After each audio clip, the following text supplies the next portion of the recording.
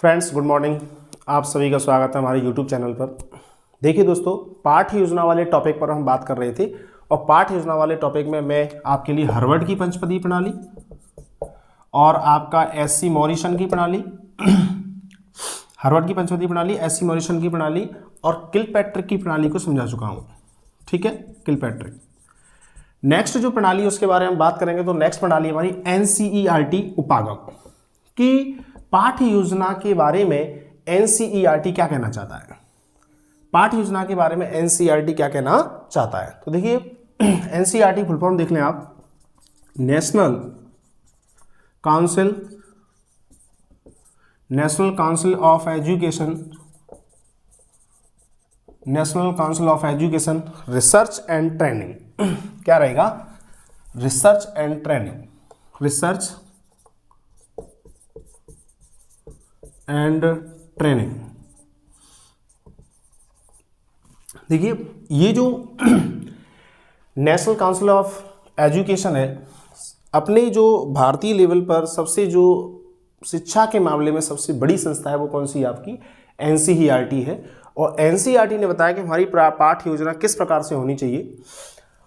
जो पाठ्य योजना है एनसीईआरटी की, इसका एक दूसरा नाम भी है, इसको हम भारतीय उपागम भी कहते हैं। कौन सा उपागम भी कहते हैं? भारतीय उपागम।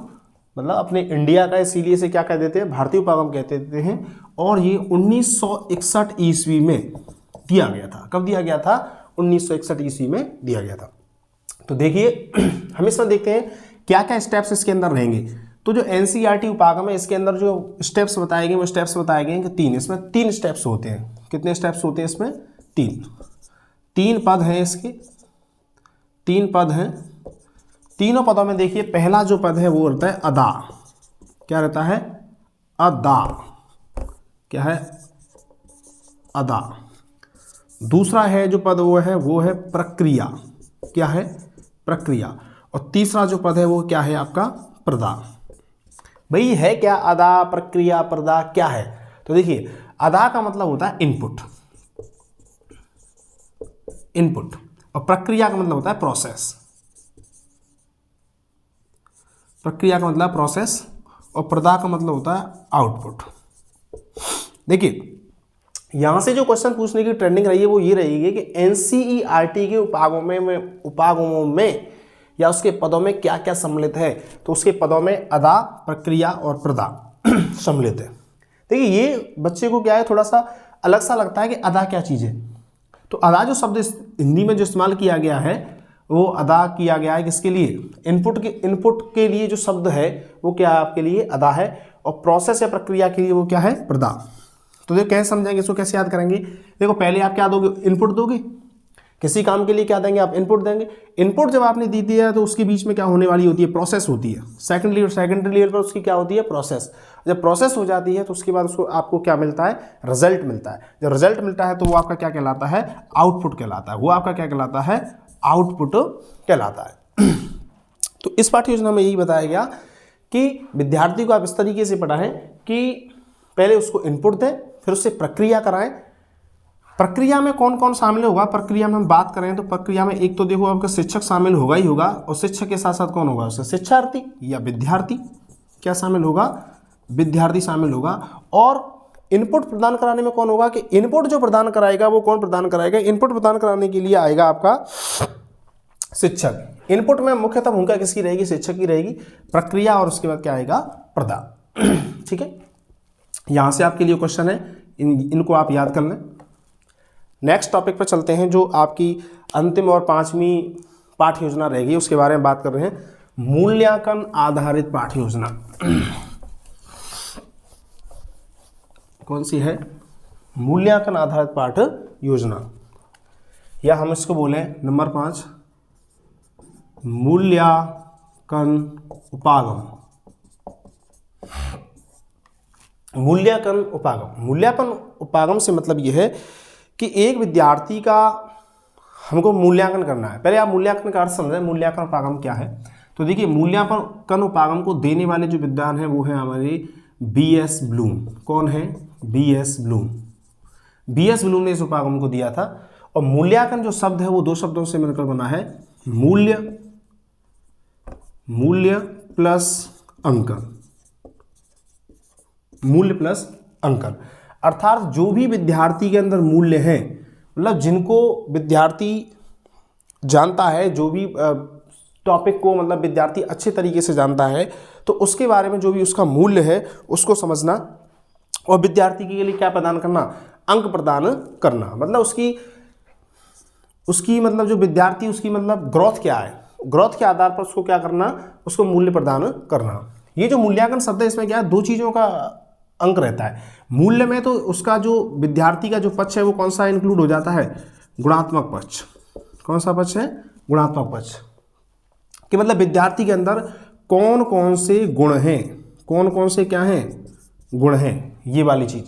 और अंकन, अंकन से मतलब है कि परिमाणात्मक, विद्यार्थी को उसके आधार पर उसके लिए क्या देना, अंक प्रदान करना, कि विद्यार्थी की जो प्रोसेस है, विद्यार्थी का जो करने का तरीका है, या जो भी उसकी उपलब्धि है, उपलब्धि के आधार पर, मतलब उसकी उपलब्धि के आधार पर कितने अंक उसको मिलने वाले हैं, उपलब्धि के आधार पर क्या मिलना, अंक मिलना, ये क्या कहलाता है, परिमाणात्मक। ठीक है, तो ये तो हो गया मूल्यांकन का अर्थ।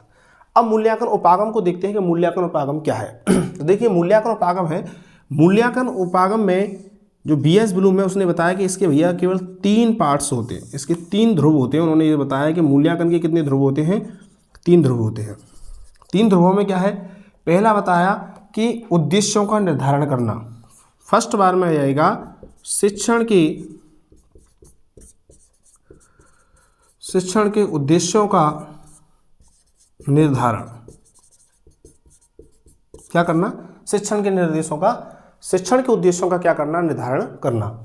जब शिक्षण के उद्देश्यों का निर्धारण हो चुका है तो ये देखना कि अधिगम अनुभव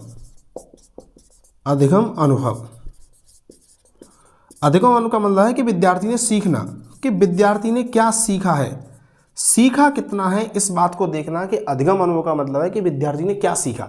जैसे पहले विद्यार्थी ने डिसाइड कर लिया कि हमें आज इस वाले काम को करना है या इस वाले पाठ को याद करना है, ठीक है, ये तो क्या हो गया, डिसाइड हो गया। जब वो डिसाइड कर चुका है तो हम ये भी देखेंगे ना कि विद्यार्थी ने कितना सीखा है, ठीक है, क्या देखें कि विद्यार्थी ने कितना सीखा है। और इस बात की जांच करने के लिए कि विद्यार्थी ने कितना सीखा है, इस बात की जांच करने के लिए हम क्या करेंगे, विद्यार्थी क्या करेंगे, मूल्यांकन करेंगे। क्या करेंगे, इसका मूल्यांकन करेंगे।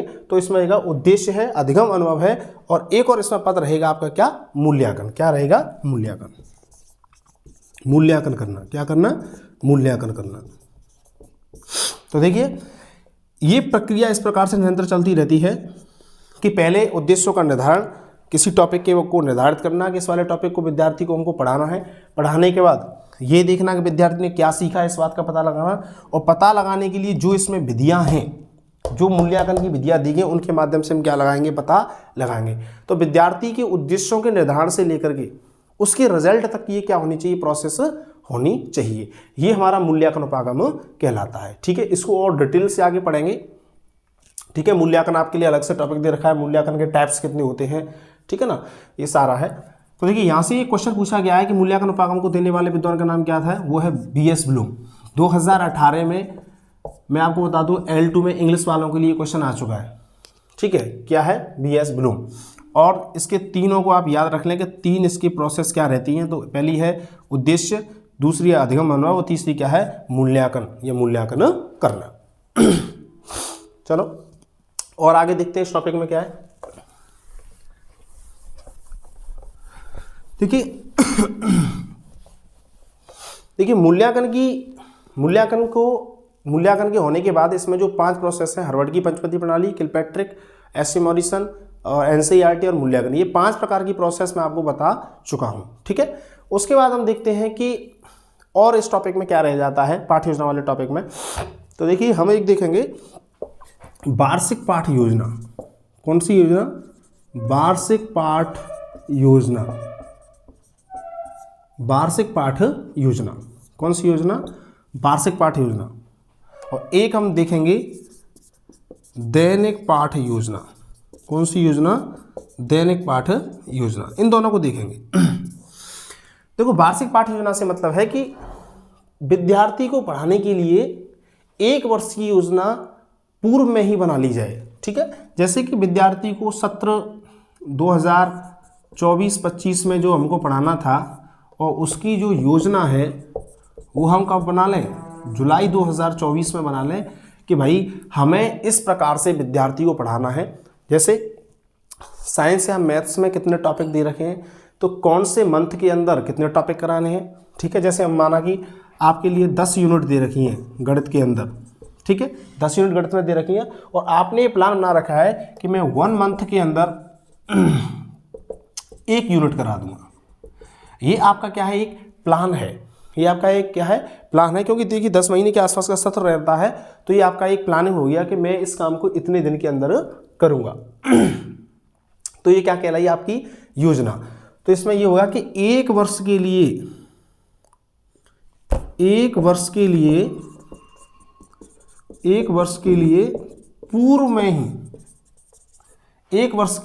पूर्व में ही योजना निर्धारित करना। ठीक है, ये मुख्यतः देखिए क्या रहेगी आपकी 180 दिन से लेकर के 200 दिन के आसपास की योजना रहती है, क्योंकि सत्र में काफ़ी सारी छुट्टियां भी हो जाती हैं, तो योजना को हमें 180 से 200 दिन के बीच में ही बनाना चाहिए और हो सके तो 180 दिन में ही बनाना चाहिए। क्योंकि क्या है कि विद्यार्थियों की परीक्षाएं आती हैं, विद्यार्थियों की छुट्टी आती हैं, परीक्षाओं से पहले उनका रिवीजन हो जाए, इसके लिए भी हमें इसको कम समय के अंदर ही डिसाइड कर लेना चाहिए। उसका बाद देखिए दैनिक पाठ योजना। दैनिक पाठ योजना में क्या है कि मतलब प्रत्येक दिन पढ़ाने की योजना हो, प्रत्येक दिन पढ़ाने हेतु बनाई जाने वाली पूर्व में ही जो योजना होती है वो क्या कहलाती है आपकी, दैनिक पाठ योजना कहलाती है। मतलब डेली लेसन प्लान, जिसे बीएड और बीएसटीसी के विद्यार्थी देने के लिए जाते हैं। डेली लेसन प्लान कहते हैं कि अभी हमारे लेसन प्लान चल रहे हैं, ये वाला सेटअप कि प्रत्येक दिन जो आपको पढ़ाना है उसके लिए पूर्व में ही आप योजना बना के लेके जाते हैं और अध्यापक क्या करता है, क्लास के पीछे की जाकर की और बैठ करके ये दिखता है कि आप उसमें क्या पढ़ा रहे हैं, सही पढ़ा रहे हैं या गलत पढ़ा रहे हैं, आपके पढ़ाने का तरीका कैसा है। ठीक है, तो वार्षिक योजना 1 वर्ष के लिए बनाई जाती है। देखिए इस योजना में थोड़ा सा हम अंतर देखें, इन दोनों योजनाओं में अंतर देख लेते हैं। वार्षिक योजना में क्या है कि दिनों की संख्या अधिक है, लेकिन इसमें क्या है, दिनों की संख्या अधिक नहीं है। तो इसमें एक क्वेश्चन ये बन जाता है कि सबसे लचीली योजना कौन सी है, सबसे लचीली योजना कौन सी है, ये क्वेश्चन है आपके लिए कि सबसे लचीली योजना कौन सी है। तो ऑप्शन है आपके कि जैसे वार्षिक योजना या इकाई योजना, वार्षिक योजना, इकाई योजना या दैनिक पाठ योजना। तो देखिए इसका उत्तर रहेगा आपका क्या, वार्षिक पाठ योजना। सबसे जो लचीली योजना होती है वो वार्षिक पाठ योजना कहलाती है। तो ये लचीली कैसे है, देखिए लचीली ऐसे है कि आपके पास 180 दिन के आसपास का टाइम है। आपको लगा कि जैसे अब शीतकालीन चल रहा है, आपको लगा कि शीतकाल के अंदर क्या आने वाली है, सर्दी आने वाली है और ये सर्दियां एक्सटेंड हो रही हैं, सर्दियों की छुट्टियां क्या हो रही हैं, आगे की ओर बढ़ रही हैं, एक्सटेंड हो रही हैं। तो आपकी जो पाठ योजना है जो आपने 180 दिन के अंदर निर्धारित की थी, अब आप कोशिश करेंगे भाई मुझे इस पाठ को कितने दिनों में खत्म कराना है, 160 दिन के अंदर खत्म कराना है। तो ये क्या है, थोड़ी लचीली योजना है। बट दैनिक पाठ योजना के बारे में बात करें तो दैनिक पाठ योजना में हो जाता है कि आपको आज ही पढ़ाना है और अब आपसे कहा जाए कि आप इस योजना में चेंजिंग करके लेके आए। तो देखिए क्या होगा, आप इस योजना में चेंजिंग नहीं कर पाओगे, क्योंकि आपको जो पूर्व में पढ़ाना था उसके लिए आप पहले ही डिसाइड करके आ चुके हैं कि मुझे आज क्या पढ़ाना है। तो देखिए इस योजना में परिवर्तन करना क्या नहीं हो पाता, संभव नहीं हो पाता, जबकि इस योजना में विद्यार्थी परिवर्तन कर सकता है। जब परिवर्तन कर सकता है तो योजना कैसी कहलाती है, लचीली योजना कहलाती है। ठीक है, उसके बाद देखते हैं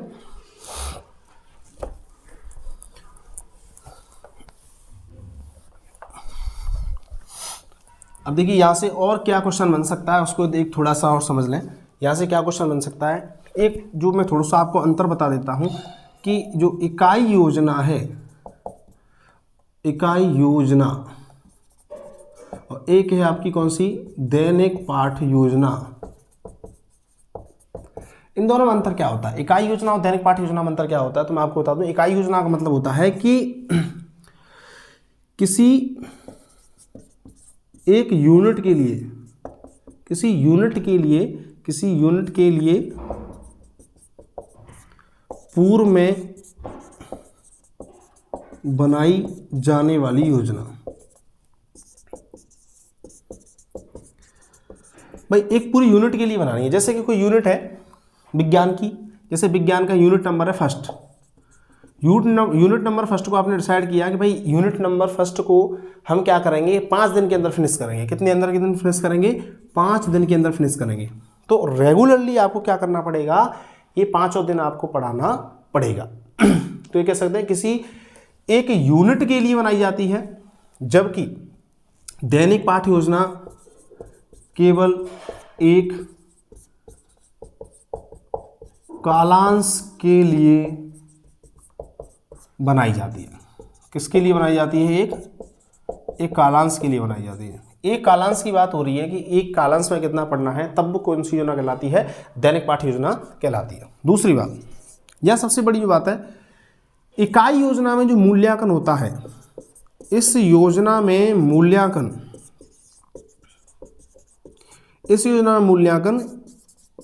इकाई या यूनिट के समाप्ति के पश्चात ही होगा। समाप्ति पर, जैसे आपकी यूनिट खत्म हो गई है, फर्स्ट यूनिट खत्म हो गई, उसी के बाद ही अध्यापक आपसे क्वेश्चन आंसर पुट करेगा, ठीक है ना, क्योंकि योजना में जो मूल्यांकन है वो इकाई की समाप्ति पर किया जाएगा। बट इस योजना में जो मूल्यांकन है, वो क्या किया जाएगा, रेगुलर किया जाएगा, पर डे किया जाएगा। मूल्यांकन दैनिक रूप से किया जाएगा,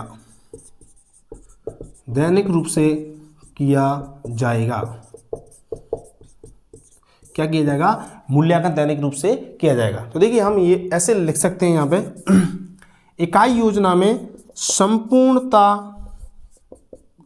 संपूर्णता होती है, और दैनिक पाठ योजना में क्या होगा,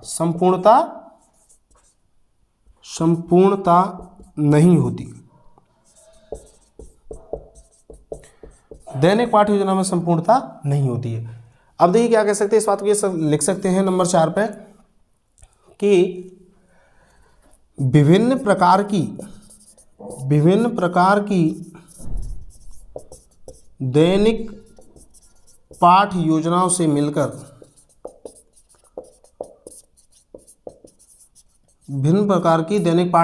मिलकर इकाई योजना बनती है। मिलकर कौन सी योजना बनती है, इकाई योजना। भिन्न प्रकार की दैनिक पाठ योजनाओं से मिलकर क्या बनती है, इकाई योजना बनती है।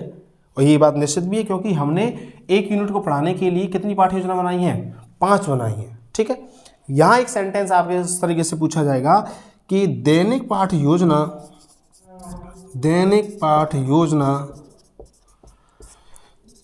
इकाई योजना का भाग है। दैनिक पाठ योजना इकाई योजना का क्या है, एक भाग है।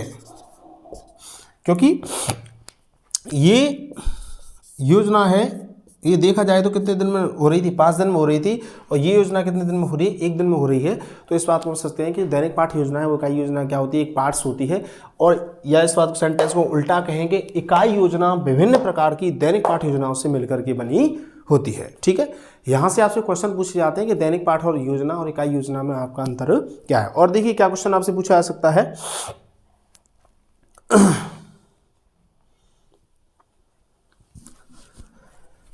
कि सृजनात्मक क्वेश्चन देखिए आपका क्या है,